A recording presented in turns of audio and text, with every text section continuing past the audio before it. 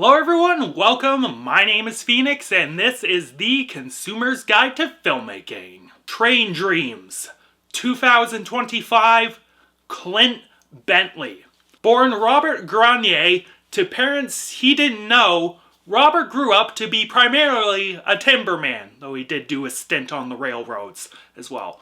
Working the forests of America for various companies, Robert lives a quiet, uneventful life. That is, until he meets his wife Gladys. Falling madly in love, Robert and Gladys build a home together and have a child named Kate. From there on, Robert's life is defined by love and loss as he lives through the 20th century and some of America's most formative years. This, right here, this is the film Nomadland wishes it was. This was an incredibly ethereal and contemplative slice of life. Clint Bentley has created something that is very much inspired by and has taken cues from its contemporaries and forebearers. Everything from, yes, Chloe Zhao, David Lowery, Terrence Malick, Alfonso Cuarón, all those cats.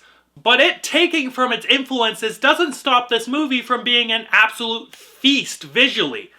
Shot in 4:3, the frames in this film are tight as a button. It uses perspective brilliantly. The film revels in the scenery of the northern United States, all naturally lit as it should be. It communicates things at times very quietly and in very surreal sorts of ways. I loved the manner in which this film communicated Gladys and Kate's final night as this fever dream Robert had, all hazy and lit in the orange of the fire. One of my favorite editing moments in the film was Robert taking a breath, and in a single frame, he ages 20 or so years. It was absolutely heartbreaking. The music in this film by Bryce Dessner is the sort you would expect from one of these vibey indie dramas. Arranged around these ambient pianos and string sections, the score never really tells you what to feel. It instead creates an incredibly consistent sense of meditation and wonder of the world. That consistent tone complements each scene brilliantly, and the audience is allowed to draw those feelings from the story and the character art of Robert naturally.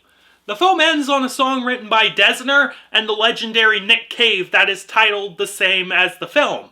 It's a song that lyrically spells out the ideas of the film, but also maintains a consistent tone with the film musically. It's good stuff all around. Like I alluded to earlier, what we have here with the script is just a nice little slice of life.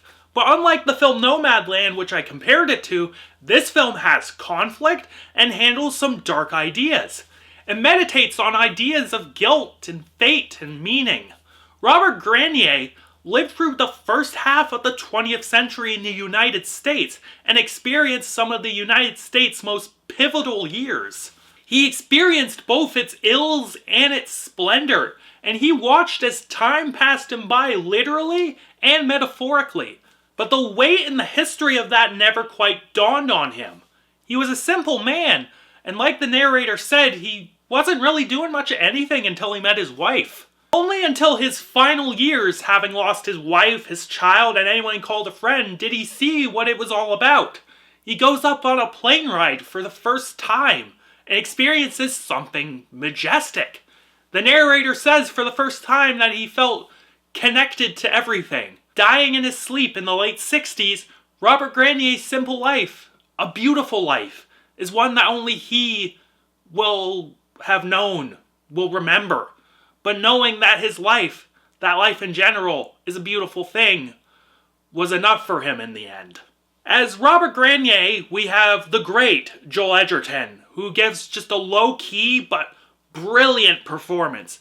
His ability to portray this man's simple nature while also capturing the many complex and powerful emotions in a way that this character would naturally display them was absolutely fantastic. Joel's always going to be one of my guys. Just great stuff. And portraying Robert's wife Gladys is Felicity Jones, who was so charming in this film. Her dialogue was just excellent, and her chemistry with Edgerton was so sweet. Another standout performance was William H. Macy as Arn Peoples, a role that is only in the film for a short time, but is just impactful. Macy just absolutely embodies this character, and his personality was so magnetic. The chemistry he had with Edgerton in their scenes was absolute fire. Before I close, I just want to say, if a film has a narrator, and I wasn't even bothered by their presence, enough to the point that I didn't even mention it, really, you know that shit was good writing. Train Dreams is just damn good filmmaking and damn good writing. A story of one man's small part in America's complex and eventful history, the film being a byproduct of its influences barely diminishes, if at all, its emotional depth and quality. Train Dreams is one of my favorites of 2025, easily, and I hope my boy Joel gets that Oscar nod. Highly recommended. And I'm feeling a 9 out of 10 on this one. This is a damn good movie. Catch you later, guys.